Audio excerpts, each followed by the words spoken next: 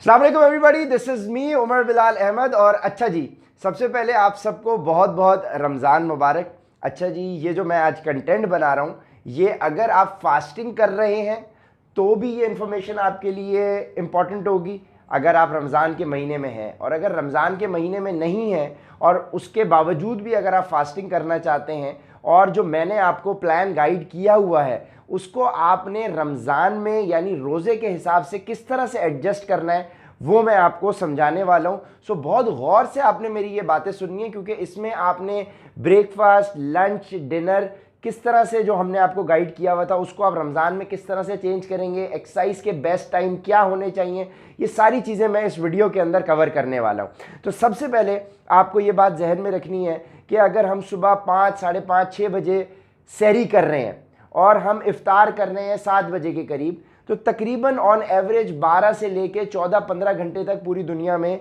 लोग अक्सर अमूमन फास्टिंग कर रहे होते हैं। सो सबसे पहली इंपॉर्टेंट बात वो ये है कि जब आप 12-14 घंटे की फास्टिंग कर रहे होते हैं तो इस 12-14 घंटे के दौरान आपकी बॉडी फैट्स जो आपकी बॉडी में स्टोर्ड होते हैं उनको यूटिलाइज करती है एनर्जी प्रोड्यूस करने के लिए।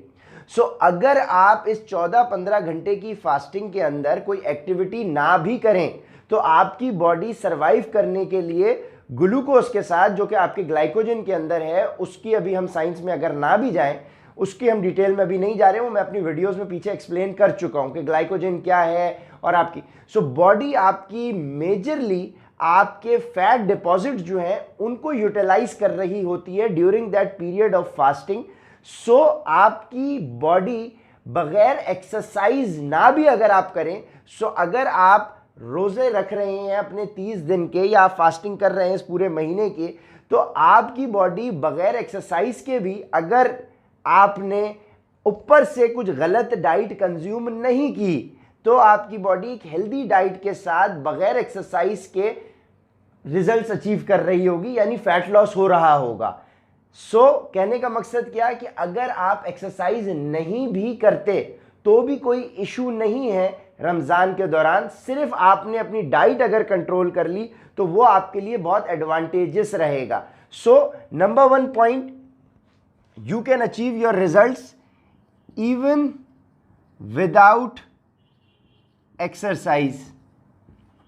ठीक है जी।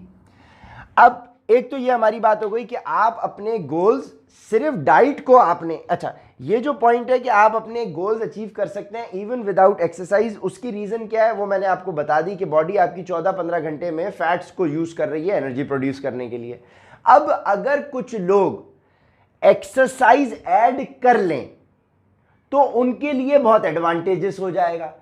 अब जब वो एक्सरसाइज ऐड करेंगे अपने इस रमजान के रूटीन में, तो सवाल ये पैदा होगा कि हम एक्सरसाइज किस टाइम पे करें। तो अब हम इस पॉइंट को भी कंसिडरेशन में ले लेते हैं और इसको भी डिस्कस करेंगे कि एक्सरसाइज हमें किस टाइम पे करनी चाहिए, एक्सरसाइज टाइम हमारा क्या होना चाहिए। ठीक है जी। अब एक इंपॉर्टेंट बात आप साथ साथ मेरी एक और गौर से सुन लें जो आपने मिस नहीं करनी, क्योंकि बहुत सारे लोग इंफॉर्मेशन मिस आउट कर देते हैं। डाइट हेल्दी होना इंपॉर्टेंट है, की है, और हेल्दी डाइट वो है जो मैं आपको रेकमेंड कर चुका हूं। ये वीडियो खास तौर पे मैं अपने क्लाइंट्स के लिए बना रहा हूं क्योंकि उनको मैंने ऑलरेडी प्लान एक गाइड किया हुआ है। अगर उस डाइट प्लान के प्रोटोकॉल्स को, उस डाइट प्लान की क्वांटिटी ऑफ फूड जो मैंने आपको बताया हुआ है, उन सब चीजों को कंसिडरेशन में रखते हुए, वो डाइट फॉलो करते हुए अगर आप एक्सरसाइज नहीं करते तो आपका फैट लॉस हो रहा होगा सिर्फ डाइट के साथ भी। और अगर आप डाइट के साथ एक्सरसाइज भी फॉलो करना चाहते हैं तो एक्सरसाइज का बेस्ट टाइम कौन सा है वो अब मैं आपको बताने लगा हूं। ठीक है। नंबर 1 आपके एक्सरसाइज का बेस्ट टाइम है बिफोर सहरी। ठीक है, यानी आपने बिफोर सहरी वर्कआउट करना है। मकसद क्या है कि आपने रात को 10-11 बजे नींद अपनी पूरी लेट गए, आप सोने के लिए तरावी वगैरह पढ़ के आप 10-11 बजे आप सोने के लिए लेट गए, तो 6 घंटे की फास्टिंग के बाद जब आप सहरी पर उठेंगे तो सहरी पर उठने के टाइम पर, सहरी करने से पहले जब आपकी कैफियत फास्टिंग की होगी, क्योंकि जब आप 6 घंटे रात में सो गए हैं तो आपकी बॉडी कुछ कंज्यूम नहीं कर रही, सो वो खाली पेट एक्सरसाइज की जाती है। सो आपके लिए बेस्ट टाइम होगा सहरी करने से पहले वर्कआउट करने का, यानी खाली पेट आपने एक्सरसाइज करनी है। यानी आपने अगर 10-11 बजे आखिरी मील कंज्यूम किया है, बड़ा मील जिसको हम मील कहते हैं, मेरे क्लाइंट्स तमाम समझ जाएंगे कि मील से क्या मुराद है, तो उस मील को कंज्यूम करने के 5-6 घंटे की गैप के बाद आप एक्सरसाइज कर रहे हैं, तो ये एक बेस्ट टाइम है एक्सरसाइज करने का। ठीक है जी। पॉइंट नंबर 1 कि आप अगर सहरी से पहले एक्सरसाइज करते हैं, ये बेस्ट टाइम है। दूसरा बेस्ट टाइम आपका एक्सरसाइज करने का जो है वो है बिफोर इफ्तार। ठीक है जी। यानी आपने बिफोर इफ्तार एक्सरसाइज अगर करनी है, आपने सहरी अपनी वैसी की, वो अब आपने अपने प्लान को किस तरह से एडजस्ट करना है, डाइट प्लान को, वो मैं आगे बताऊंगा, लेकिन अभी मैं आपको एक्सरसाइज के पॉइंट्स बता रहा हूं। सो आपने बिफोर इफ्तार एक्सरसाइज करनी है। बिफोर इफ्तार से मुराद इफ्तार करने से पहले 1 घंटा अगर आप निकाल सकते हैं एक्सरसाइज का, हिम्मत उसमें चाहिए होगी, लेकिन अगर आप इतनी हिम्मत बना के 1 घंटे इफ्तार से पहले एक्सरसाइज कर सकते हैं, वो बेस्ट टाइम है। ठीक है जी।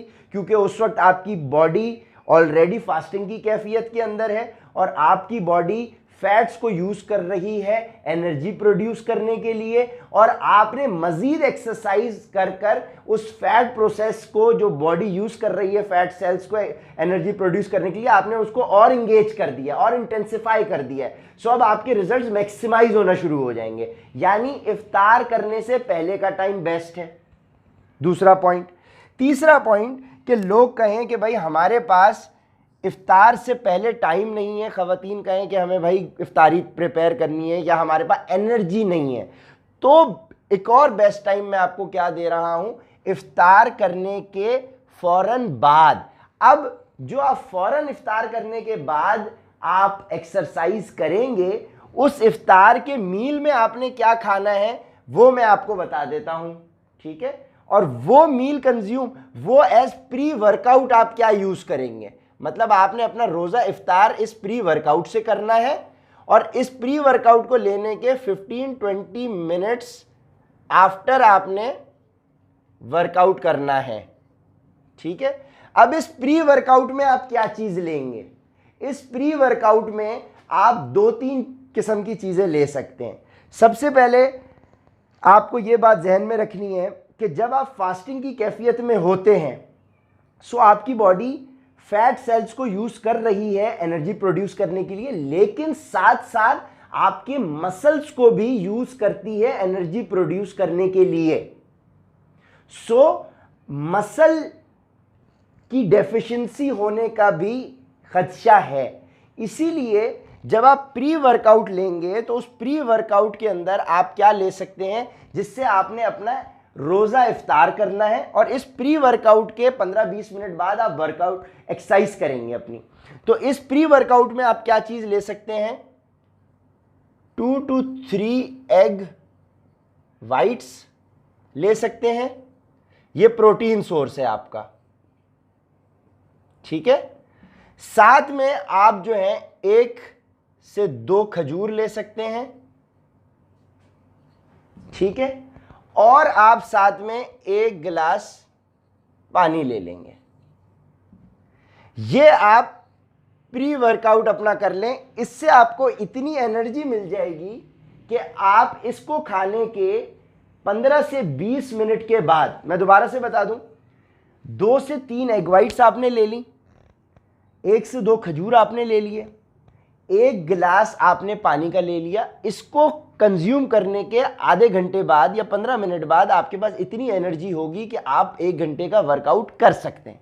अब जो लोग बोलें कि भाई हम एग वाइट्स नहीं खाना चाहते, कोई इशू नहीं है, आप खजूर खा लें 1 से 2, आप 1 गिलास पानी पी लें, और अगर यहां पर आपके पास कोई प्रोटीन पाउडर सप्लीमेंट है तो एग वाइट्स की रिप्लेस आप उस सप्लीमेंट के 1 स्कूप से कर सकते हैं। ठीक हो गया।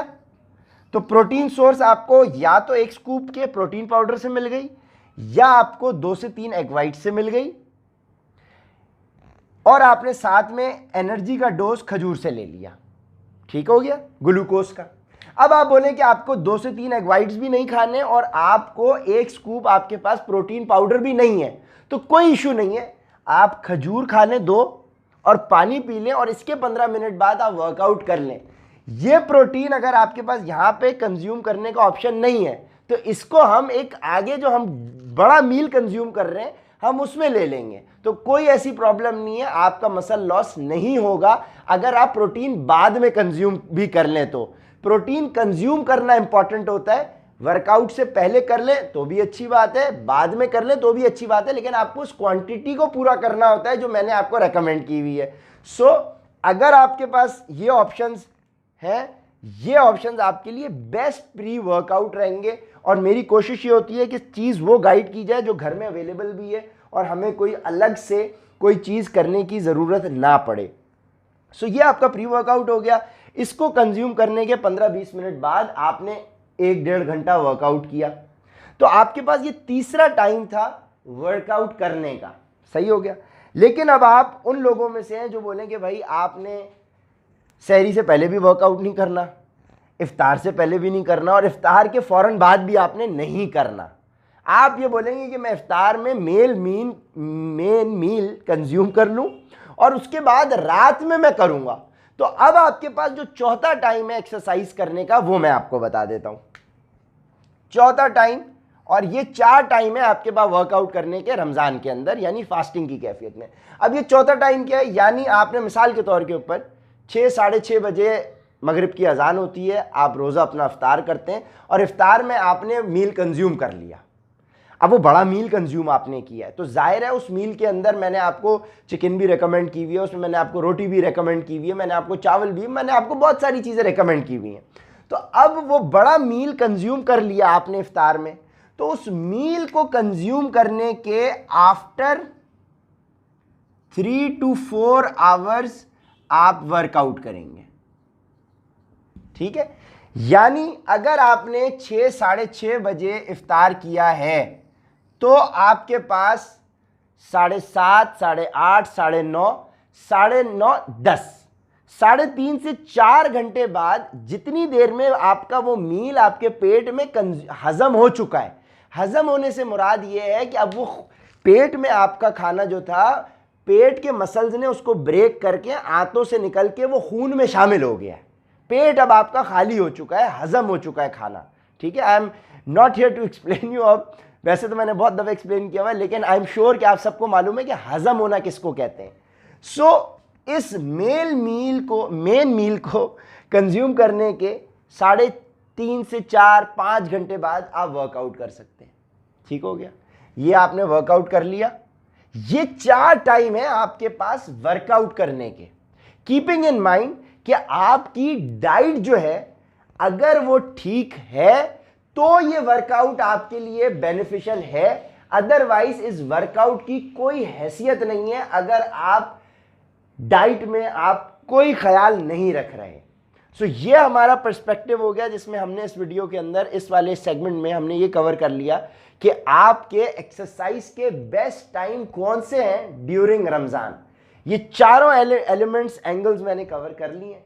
अब हम अपने उस एंगल को डिस्कस करेंगे कि आपने अपनी जो डाइट प्लान मैंने आपको रेकमेंड किया हुआ है उसको आपने रमज़ान में किस तरह से एडजस्ट करना है। So looking forward to it.